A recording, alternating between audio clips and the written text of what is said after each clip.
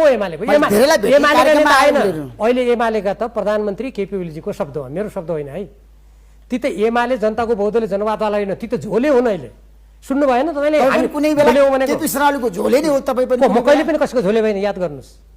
म छातीमा हात राखेर भन्नुहोस् त, तपाईँ एमालेमा कसैको झोले बन्नु भएन? तपाईँले हास्यास्पद कुरा गर्नुभयो। भीम रावल भनेको तपाईँले यत्रो तपाईँसँग अन्तर 48 अझै चिन्नु भएन मलाई।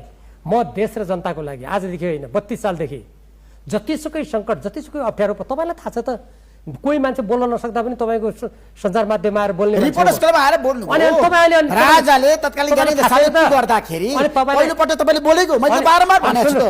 भीम रावल मात्र होइन, तपाईँको जीवनसँग सम्बन्धित, देशको जीवनसँग सम्बन्धित जनताको हक अधिकारको लागि 32 सालदेखि अनवरत पढाइमा स्नातकोत्तर आज गरे मान्छे हो मैले। 48-49 सालमा अधिवक्ता म 40 सालको हो।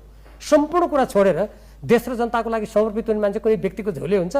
त्यो त अहिले ओलीजीले म पनि झोले भने त गलत शब्द हो नेपालीमा। गलत हुन्छ केपी शर्माले भन्नुभएको त म झोले, देशको झोले, जनताको झोले, एमालेको झोले।